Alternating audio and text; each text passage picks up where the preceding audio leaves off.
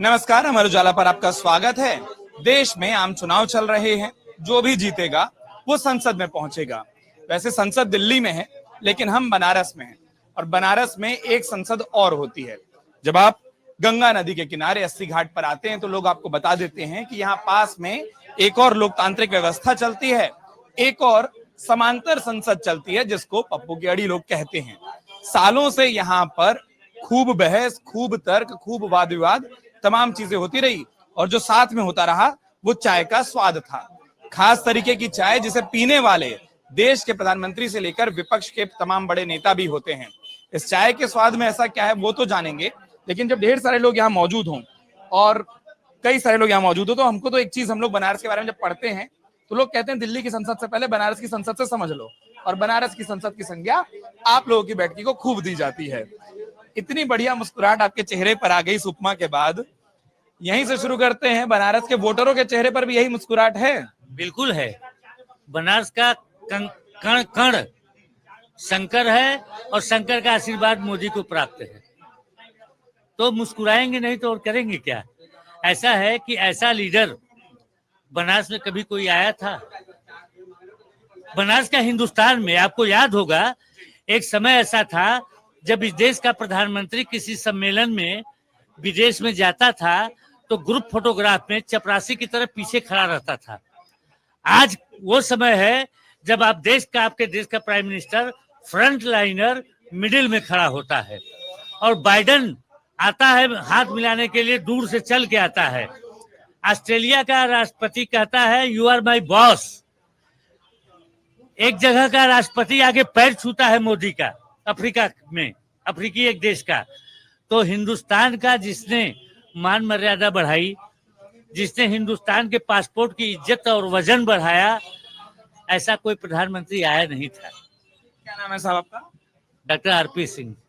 सिंह साहब, एक बात बताइए, कभी कभार हल्के लहजे में, मजे के मूड में इस बात का घमंड तो नहीं करते जिसके सब पैर छूते हैं उसको मैं ही वोट देके चुनता हूँ? वो सही बात है। जिसका सब लोग पैर छूते हैं वो हमारी ही देन है। उसको हम वोट देते हैं, वो नेता बनता है। और काशी में काशीवासी हमेशा आशीर्वाद देने के आदी रहे हैं। वो चाहे किसी भी जाति के हों, किसी भी बिरादरी के हों, आशीर्वाद देने में माहिर होते हैं। जो आके झुका उसको आशीर्वाद दिया। विपक्षी सब कह रहे हैं इस बार हम लोग भी बहुत झुकेंगे, हमको भी वही आशीर्वाद मिल जाएगा। नहीं, नालायक लड़के को कभी आशीर्वाद नहीं मिलता। यहाँ जो योग्य होता है उसी को आशीर्वाद देता है काशी। आप देखिए शुरू से अंत तक काशी ने हमेशा बेदाग लोगों को चुना है। किसी भी दागदार प्रत्याशी को काशी ने चुना नहीं है। ये रिकॉर्ड है काशी का कि जिसके ऊपर जरा भी दाग है उसको यहाँ की जनता ने चुना नहीं। मुरली मनोहर के समय संकट व्याप्त हो गया था मुख्तार अंसारी का, लेकिन जनता ने, कांग्रेसियों तक ने पलट के वोट दे दिया मुरली मनोहर को और जीत गए। तो ये काशी की धरती है, ये काशी के जनता का दिमाग है कि वो किसी भी दागदार को नेता नहीं मानती और न बनने देगी नेता। और आज तो हम प्रधानमंत्री चुन रहे हैं, हम सांसद थोड़े चुन रहे हैं। ये बात, इस बात का हल्का घमंड, हाँ मैं वही बोल रहा था, आप उसको गर्व कह लीजिए। इस बात का हल्का घमंड तो बनारस के लोग कर लेते हैं कि हम सांसद नहीं चुनते हैं, मामूली काम हम कभी नहीं करते हैं। क्या नाम साहब आपका? मिथिलेश झा।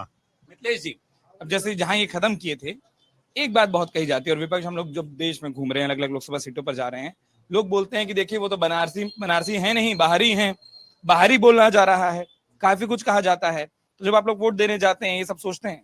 नहीं, ये नहीं हम सोचते हैं, हम देखते हैं कि हमारे पीएम और ये सरकार ने किया क्या।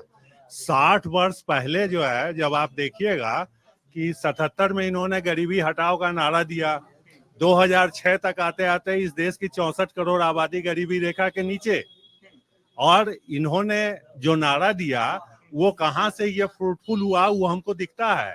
4 से 14 के बीच कांग्रेस की सरकार ने इस देश के लिए पेट्रोल के कुप्रबंधन में 36 लाख करोड़ डुबाया था, और 14 के बाद से 24 के बीच इन्होंने लगभग 60 लाख करोड़ बचाया है। 60 लाख करोड़ का मतलब आप समझते हैं, एक साल का बजट से भी 1.5 साल का बजट हमको दिखता है, और दिखता है तो हम चुनते हैं और प्रशंसा करते हैं। पूरी रसिया यूक्रेन के युद्ध के समय यूरोप और अमेरिका विरोध करता रह गया। नेशनल इंटरेस्ट में उन्होंने तेल लिया। ईरान में अभी पोर्ट जो उन्होंने खरीदा है, अमेरिका ने विरोध किया लेकिन इन्होंने लिया। ये पूरे ग्लोबल लेवल पे फाइट कर रहे हैं। इस देश में दुर्भाग्य है कि हमारे बीच विपक्ष की पार्टियां ऐसी हैं जो नेशनल इंटरेस्ट में काम न करके वो अपने पर्सनल इंटरेस्ट में अफवाह फैला के चुनाव जीतने की तरफ अग्रसर हैं। अफवाह मैं क्यों बोल रहा हूं कि यह व्यक्ति 14 लाख करोड़ के बजट को इन्होंने प्रबंधन के द्वारा 45 लाख करोड़ पे पहुंचाया इकोनॉमी को, ठीक है। और वहां आप आते हैं, विपक्ष कहती है मैं खटाखट 1 लाख दूंगा, हाँ हम 30 लाख नौकरी देंगे।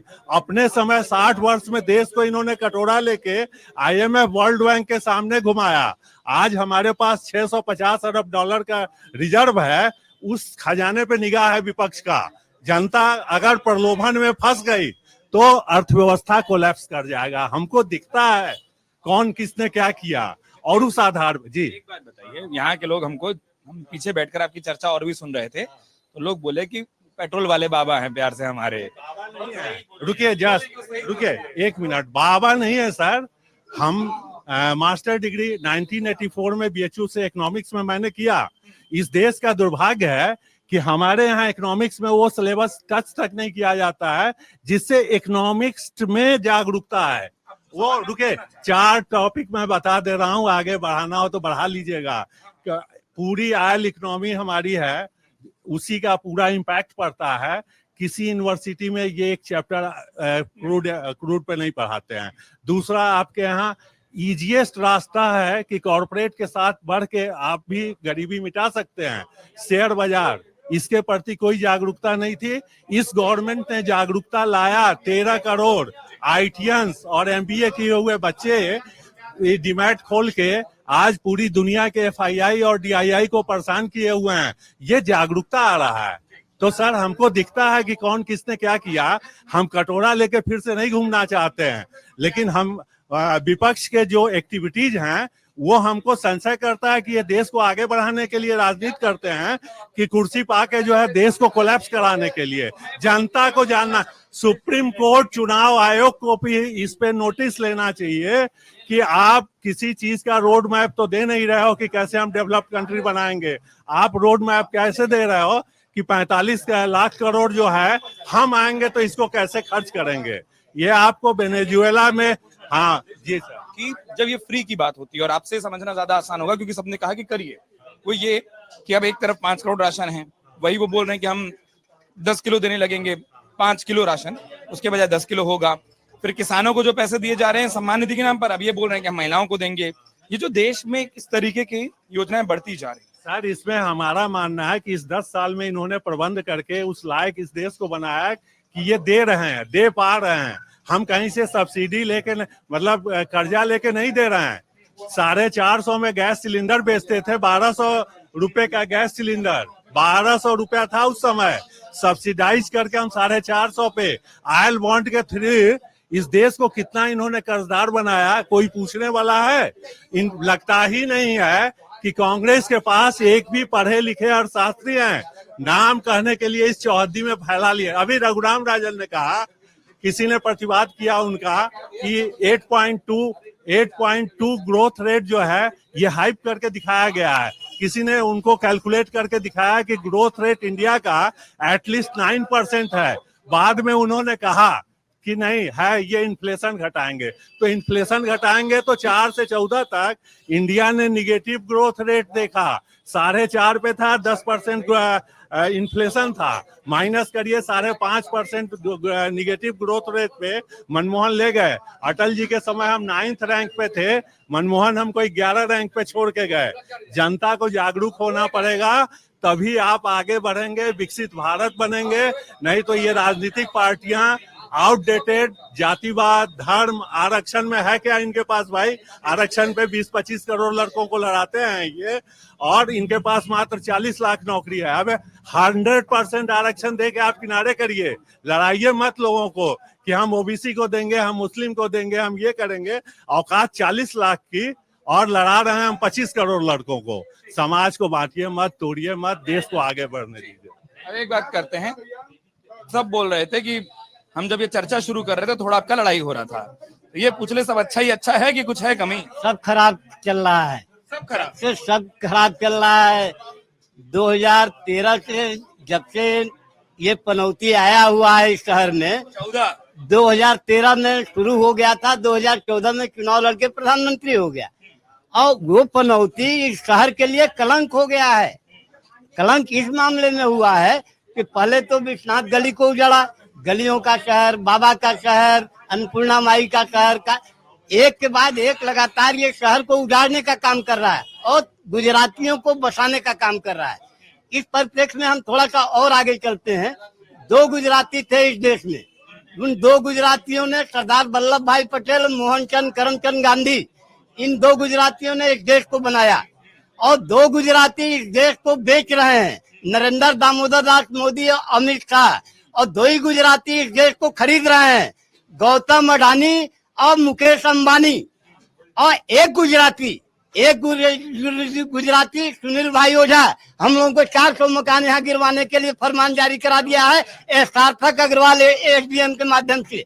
फर्जी मुकदमा कायम करा के भाजपा के नेताओं और प्रशासनिक अफसरों ने, यहाँ का कमिश्नर, यहाँ का एसडीएम, यहाँ का विधायक, कैंटोनमेंट का सौरभ श्रीवास्तव, इन सब लोगों की साजिश के चलते जगन्नाथ कॉरिडोर बनाने के नाम पर 300 मकानों को गिरा करके और सुनील भाई ओझा का एक आश्रम बनाने के लिए 80 घाट पर ये सारी साजिश रची गई है। और अगर यदि हमको उजाड़ दिया जाएगा, हमारी संस्कृति को नष्ट कर दिया जाएगा, हमारे धर्म को नष्ट कर दिया जाएगा, तो यहाँ बचेगा क्या? माँ गंगा के नाम पर माँ गंगा ने बुलाया था, कहा था उसने, माँ गंगा की हालत देख लीजिए। माँ गंगा में ये बना रहे थे नहर, अभी 2 साल पहले 18 करोड़ रुपया यहाँ के भाजपाई नेताओं ने खा गया उसको, यहाँ का प्रशासनिक अफसर, यहाँ का डीएम, यहाँ का कमिश्नर मिलके। इसलिए कि यहाँ जो पहले डीएम थे वो कौशल राज शर्मा थे, अपनी बढ़ोतरी के लिए कमिश्नर बनने के लिए वो चले गए कमिश्नर होके, अब उनको गृह सचिव बनना है, इसलिए वो सारे लोगों को उजाड़ रहे हैं और सिर्फ मोदी को और भाजपा को खुश कर रहे हैं। ये पूरा का पूरा कॉन्सेप्ट आप समझिए। रही बात हम लोगों का, तो हम लोगों को 70-80 साल पहले हमारे बाप दादा ने यहाँ आके रजिस्ट्री कराई थी, यहाँ के लोगों ने जमीन हमको दी थी, और उन लोगों के बदौलत हम लोग आज जिंदा हैं। कारण अब सारी चीजें के बाद इस फैसले से सार्थक 4 महीने के अंदर आपने सुना होगा कि राजस्व का कोई फैसला हो जाता है। नवंबर 23 में मुकदमा कायम होता है फर्जी तरीके से। प्रेम नारायण बनाम सरकार के फैसले को यहाँ लागू किया जाता है। नायब तहसीलदार लेखपाल से आज्ञा मांगते हैं, लेखपाल आज्ञा देता है, नायब तहसीलदार को देते हैं, तहसीलदार एसडीएम को देता है, और एसडीएम दिसंबर में सुनवाई शुरू करता है। जनवरी में यहाँ के नगवा गांव के एक लैंडलॉर्ड हैं बाबूराम आधार सिंह, उनको नोटिस दिया जाता है, वो इस मामले में पेश होते हैं, और उनकी आराजी दूसरी है, हमारी आराजी दूसरी है। एक फैसला 3337 आराजी नंबर नगवा गांव में है, गंगा किनारे तक, वहां भी मकान बने, 4 बीघा जमीन रामधार सिंह की है। उसमें से उन्होंने उसको फैसला देते हुए 9 फरवरी को हम लोगों को उसी फैसले में जोड़ दिया और कह दिया एडीएम सार्थक अग्रवाल ने कि वह 3337 में बालू का ढिया था, और 3302 जिसमें जगन्नाथ मंदिर है, जगन्नाथ कॉरिडोर की बात चल रही है, यहाँ सार्वजनिक उपभोग की जमीन थी। किसी ने देखा नहीं, किसी ने समझा नहीं कि 70 साल पहले उनके बाबू जो है तहसीलदार रहे होंगे, जिन्होंने रजिस्ट्री किया है, हमको, हमारे पिताजी को किया है, और उस रजिस्ट्री के बदौलत हम लोग रह रहे हैं। और सारे लोगों का वही है, कोई 52 में रजिस्ट्री किया है, कोई 56 में रजिस्ट्री कराया है, कोई 58 में किया है, कोई 60 में कराया है। और उसके बाद एक तो इनका कॉन्सेप्ट ये था, दूसरा वो किस लिए हुआ, सुनील भाई ओझा को यहाँ 80 घाट पर आश्रम बनाने की जगह चाहिए थी, क्योंकि 13 में नरेंद्र मोदी के ये चुनाव संचालक हुआ करते थे। 14 में जब ये प्रधानमंत्री बन गए नरेंद्र मोदी, तो सुनील भाई ओझा को भाजपा का सह प्रभारी बना दिया गया, उनको प्रमोशन दे दिया गया। उसके बाद यहाँ के रम बस गए। 19 में जब ये चुनाव जीते तो उनके दिमाग में आया कि 80 घाट पर एक आश्रम बनाया जाए। यहाँ के लोगों से मिले, बनारस के लोगों से मिले, उसी के संदर्भ में जगन्नाथ मंदिर जो है शाहपुरी परिवार की प्रॉपर्टी है। दीपक शाहपुरी शहर के पुराने रईस हैं, उनके पास बहुत जमीन है, रथ यात्रा पर जमीन है, बांस फाटक पर दीपक सिनेमा उनका हुआ करता था हमारे बचपन में। यहाँ मंदिर है, मंदिर की आराजी 3302 है। 3302 का कुल रकबा है 2.52 एकड़। 2.52 एकड़ में 1.72 एकड़ मंदिर लिखा गया है फैसले में, जगन्नाथ मंदिर अवस्थित है। उसके बाद बचता है 0.80 एकड़। 0.80 एकड़ में हम लोग मंदिर के पीछे हैं और वो जमीन हम लोगों को रजिस्ट्री मिली हुई है, हम लोग रह रहे हैं। अब उनके एक फैसले 3337 आरजी में फैसला देता है और 3302 पर ये लागू करता है। ये है। आपका नाम क्या बताया? मेरा नाम जय नारायण मिश्र है। मैं यहाँ गांधी अखबार में 32 साल उप मुख्य संपादक रहा हूँ। अपने ढंग से हम जनता की आवाज को बुलंद करते हैं। अब क्योंकि बुढ़ौती में ये फंस गया है, मेरा मामला है, तो मैं छोड़ूंगा थोड़े। और कोई कुछ भी कहता रहे, क्या है कितना बड़ा भक्त हो, लेकिन मैंने जो देखा है भोगा है उसको मैं आपके सामने बयां कर रहा हूँ। मैं इसीलिए आप ही के सामने जा रहा हूँ। असली संसद यही है कि आमने ही सामने हो जो हो। क्या नाम हुआ? अभिषेक सिंह, मैं बीजेपी से जुड़ा हूँ। रह गई बात जो अभी ये जमीन की मामला कर रहे हैं, जगन्नाथ मंदिर जो है ये लोगों ने रजिस्ट्री कराया है। वो जगन्नाथ मंदिर के, आप शांत रहिए, आप शांत रहिए। आप जगन्नाथ मंदिर की रजिस्ट्री कौन करा लगा? जब आप बोले तो नहीं, जगन्नाथ भगवान जो है ये नरेंद्र मोदी के भक्त हो सकते हैं। नहीं, जगन्नाथ भगवान नरेंद्र मोदी जब रजिस्ट्री के साथ देखा दिया, रजिस्ट्री हमको किया है। राजवल्लभ पाले ने किया है। मंदिर के मैनेजर ने, नहीं इस विषय में मत बोलिए भाई, देखिए इस चलिए विषय उस में- विषय में नहीं बोलेंगे। हाँ इस विषय में आप शांत रहिए भाई। क्या लड़ रहा है भाई? क्रोध नहीं, क्रोध नहीं। एकदम आप सही, एकदम आप सही। हम एक काम करते हैं, जब ताप ज्यादा हो तो थोड़ा सा दूर हो जाना चाहिए। हम कह रहे थे कि हम तो समझने आए थे कि बनारस क्या है। देखिए आप गलत जगह फंस गए थे। अरे सियासत है, बहुत सारा कोना है, किसी ना किसी कोने में चलते रहना चाहिए। आ रहा हूँ जी।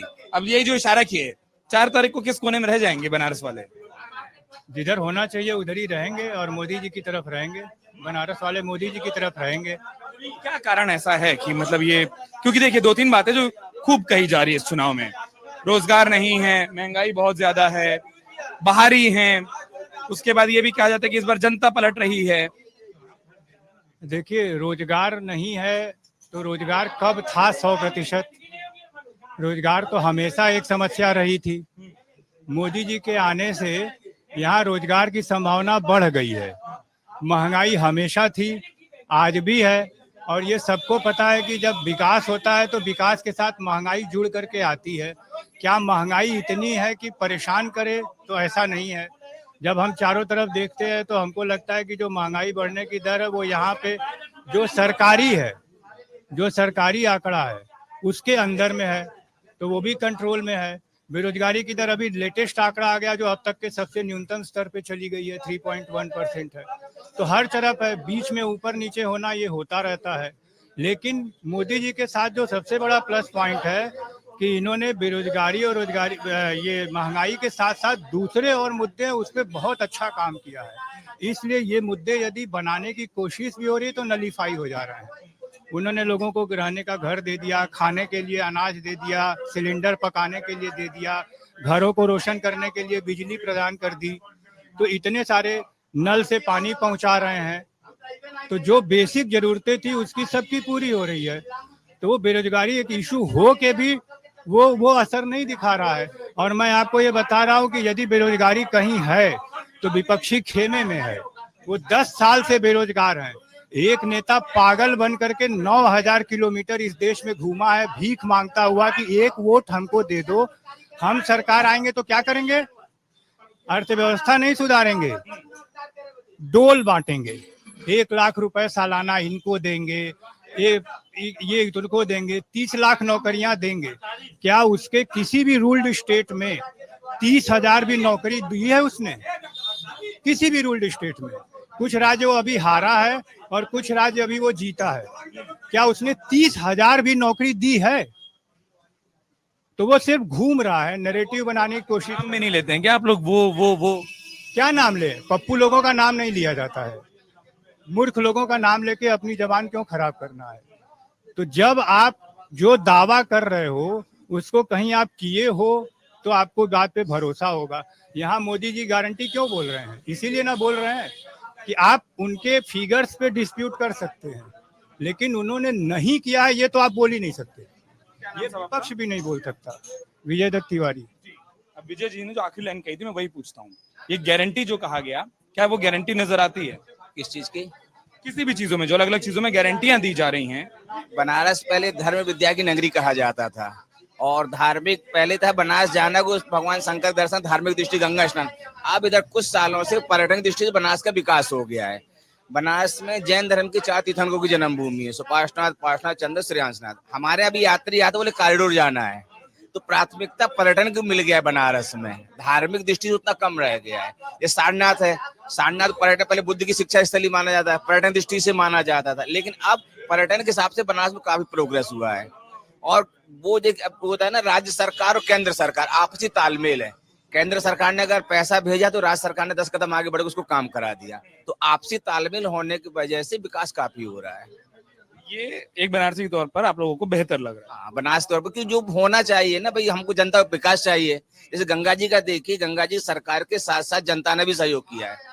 जनता भी गंदगी नहीं करना चाहती। अगर सरकार 1 कदम बढ़ा है, जनता 2 कदम बढ़ा रही है। जब तक हम सहयोग नहीं करेंगे, जनता, सरकार अकेले कुछ नहीं कर सकती है। तो विकास में जनता का योगदान भी पूरा होता है। क्या नाम आपका? सुरेंद्र जैन। अब इतने कोलाहल को आप सुन रहे थे, हमको लगा वो ताप कम हो जाए, वो भी हो गया। ढेर सारी बातें, ढेर सारी बात। आपकी मुस्कुराहट अभी भी कायम है जहां से हमने शुरू किया था। क्या 4 तारीख का एग्जिट पोल आप लोग? शुरू में बहुत अच्छा एक मुद्दा उठाया था कि संसद एक दिल्ली में है, संसद यहाँ है। यहाँ संसद है। आपने खोडस जनपद का नाम सुना होगा। खोडस जनपद में काशी भी थी और काशी नंबर 3 पर थी। जनपद का मतलब डेमोक्रेसी होता है, तो काशी ने डेमोक्रेसी को जन्म दिया है।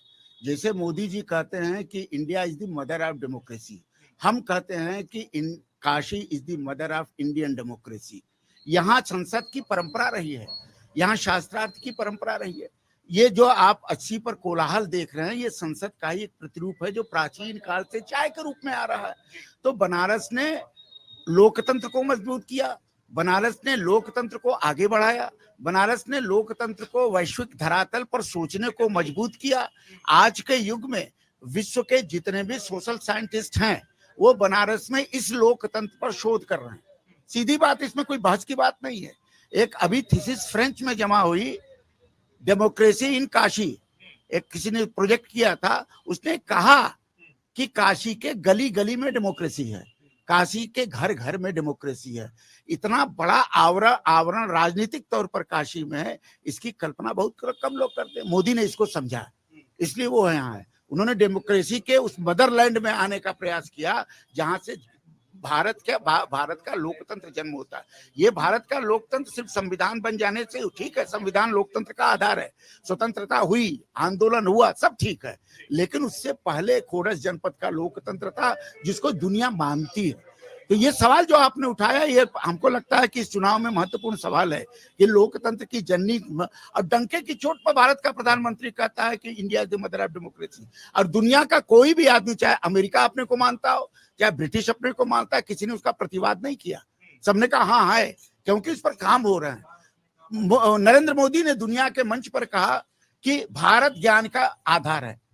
मनुस्मृति कहती है इस बात को, एतद् देश प्रसूतस्य सका सादग्र जन्मन स्वम स्वम चरित्र शिक्षेरन पृथिव्याम सर्वमानवा। पृथ्वी के सभी मानवों को चरित्र और ज्ञान सिखाने के लिए ही भारत में जन्म होता है। ये हम नहीं कर रहे हैं, ये 1ली शताब्दी की मनुस्मृति कर रही है। ये इस ज्ञान को भी समझने का काम काशी नहीं किया है, इसको विस्तारित करने का काम काशी ने किया है। इसलिए यहाँ का पांडित्य परंपरा, यहाँ की वैदुष्य परंपरा, यहाँ की नारी वैदुष्य परंपरा यहाँ बहुत महत्वपूर्ण है। और काशी ने भारत के ज्ञान परंपरा को अक्षुण्ण ही नहीं रखा, सुरक्षित ही नहीं रखा, उसको विकसित करने का काम किया। और ये काम 2014 के बाद से फिर शुरू हुआ। हिंदू विश्वविद्यालय में इस पर केंद्र खोले गए। क्यों खोले गए? इसलिए कि ज्ञान परंपरा मजबूत हो। संगीत की परंपरा काशी से, दुनिया में कहा, भारत में कहा संगीत की परंपरा, यहीं से तो सब गई। यहाँ तो संगीत, नटराज स्वयं संगीतकार हैं, हनुमान जी स्वयं संगीतकार हैं, यहाँ देवी देवता संगीतकार हैं। तो जहाँ देवत्व संगीत के रूप में उभरता है, वो देवत्व काशी के संगीत घरानों को जन्म देता है। और इस संगीत घरानों को सजाने का काम श्रृंगारित करने का काम नरेंद्र मोदी ने 14 में किया और बनारस को श्रृंगार किया। बनारस को बदला नहीं, बनारस को बदला नहीं, बनारस को सुंदरता किया, सुंदर बनाया। कहते हैं कि संसद है, तो इस चर्चा में जो एक चीज मैं जरूर पूछना चाहता हूँ कि संसद में, किसी भी संसद में विरोध के स्वर भी होते हैं। ढेर सारे विरोध के स्वर हमको चुनाव में भी देखने को मिल रहे हैं, कई आधारों पर देखने को मिल रहे हैं। उन तमाम विरोध के स्वरों पर एक वाराणसी का निवासी, एक काशी का निवासी, एक बनारसी, वो क्या सोचता है? और ढेर सारे तर्क, ढेर सारी बातें आती हैं। पूरे प्रचार में आप लोगों ने सुन लिया, 6 चरण आ गए। लोग ये भी बोलने लगे कि जीतने के लिए भाषा का स्तर कहाँ जा रहा है, इस तक की बात हुई। देखिए, विरोध और समर्थन ये लोकतंत्र की आत्मा है। अगर लोकतंत्र में विरोध ही ना हो तो ये पक्का मानिए लोकतंत्र नहीं है। और काशी इसका प्रतिरूप है। यहाँ आप बाइट सबसे ले रहे हैं, यहाँ विरोध भी है, समर्थन भी है, दोनों में, लेकिन विवाद नहीं है, झगड़ा नहीं है, एक दूसरे तर्क के आधार पर काटना कटना, ये क्योंकि यहाँ शास्त्रार्थ का उद्भव हुआ, शास्त्रार्थ में ये होता रहा, गुरुकुल की परंपरा यहाँ रही, गुरुकुल में यही होता रहा। मंथन नहीं होगा तो अमृत कैसे निकलेगा? बिना मंथन के अमृत नहीं निकलता। काशी में मंथन होता है, अमृतत्व यहाँ से निकलता है, ये काशी का सौभाग्य है। दूसरी बात आप कह रहे हैं कि लोकतंत्र विरोध नहीं, विरोध कौन तय करेगा कि कौन विरोधी है कौन समर्थक है? जनता तय करेगी ना। मालिक जनता है, न नरेंद्र मोदी मालिक है, न कोई भी राजनीतिक दल का नेता मालिक है। इस देश का मालिक भारत की जनता है। भारत की जनता जो है तय करेगी कि कौन विरोधी है और कौन समर्थक है। और भारत की जनता अगर विरोधी को खत्म करने पर आमादा हो जाए तो उसको कौन रोक सकता है? सीधी बात है। भारत की जनता विरोध का नाम क्यों ले रही है? हमेशा लेती रही। 70 सालों के लोकतंत्र में, 100 सालों के लोकतंत्र में जनता ने ही ना, आखिर में 1975 में जब इमरजेंसी लगी तो जनता ने ही ने विरोध को सत्ता बैठाया। राजीव गांधी को इतने भारी बहुमत के बाद जनता ने तो उठाया, वीपी सिंह को भारी बहुमत के बाद जनता ने तो उठाया। और अगर नरेंद्र मोदी को पिछले 3 वर्षों से, तीसरी बार है, 2 वर्षों से जनता जिता रही, तो कुछ भाव है, बहुसंख्यक जनता का भाव है। ऐसा नहीं है कि एकदम निर्विकार है, ऐसा नहीं है। जनता विरोध भी करती है, जनता समर्थन भी करती है। जो विरोध करता है वही प्यार करता है। एक माता जब अपने बच्चे को पालती है तो उसके प्यार की कल्पना आप नहीं कर सकते, लेकिन माता जब चिमटा से, बेलना से पीटती है, इसका मतलब वो दुश्मन नहीं है उसका, उसको पालने के लिए करती है। तो विरोधी और विरोध लोकतंत्र को सुदृढ़ करने के लिए और मोदी को रास्ता दिखाने के लिए, और मोदी से रास्ता सीखते हैं। ये काशी की संस्कृति है। काशी की संस्कृति है, जो उन्होंने कहा वहीं पर शुरू खत्म करते हैं। 2 बातों पर या 2 चीजों के साथ मुझे लगता है इस चर्चा को समाप्त करें। हम कुछ और लोगों से बात कर लें। हालांकि इधर का ताप अगर बराबर हो गया होता, जब हम आए थे थोड़ा सा ताप बढ़ चुका था, इसलिए दूसरा कोना पकड़ लिए कि गर्मी से बचना चाहिए। क्या कह रहा है काशी का मूड? काशी में कोई लड़ाई ही नहीं है। प्रधानमंत्री मोदी ने पिछले 10 सालों में काशी को जितना कुछ दे दिया, यहाँ का दूसरा सांसद होता तो दे ही नहीं पाता। यहाँ तो कोई लड़ाई ही नहीं है। और जो यहाँ का तापमान देख रहे हैं, ये 47 डिग्री तापमान सिर्फ मौसम का नहीं है, ये हारे हुए निराश लोगों का बढ़ता हुआ पागलपन का तापमान है। इसलिए इस तापमान से मत घबराइए। काशी में मोदी के सामने कहीं कोई नहीं है, कोई लड़ाई ही नहीं है। और काशी ही नहीं, पूरे देश में जो लोग कह रहे हैं कि वोटिंग परसेंटेज कम हुआ है, मैं पॉलिटिकल साइंस का विद्यार्थी हूँ, अध्यापक हूँ।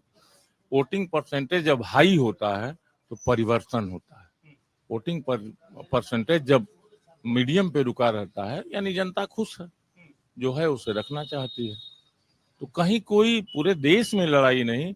यहाँ का तापमान 80 का हमेशा बढ़ा रहता है, और इस समय तो इसलिए बढ़ा है कि लोगों को लग रहा है कि कहीं हम लड़ाई में है। ये नहीं, निराशा और हताशा के कारण ये तापमान है। आप घबराइए मत। यहाँ परिणाम 4 को आएगा तो उधर वाले कोने के लोग ही बैठे रहेंगे, इधर वाले लोग नहीं बैठे रहेंगे।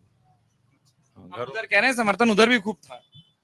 ऐसा कुछ नहीं है। समर्थन यहाँ जो भी आपको दिख रहा है ना, फैक्ट ये है कि यहाँ पर ही अगर पोलिंग हो तो 90% मोदी है, 10% में और लोग। कोई लड़ाई नहीं है यहाँ, कोई लड़ाई नहीं। इसी बात को ढूंढने समझने लगातार हम बनारस में, काशी में, वाराणसी में अलग अलग हिस्सों पर हैं।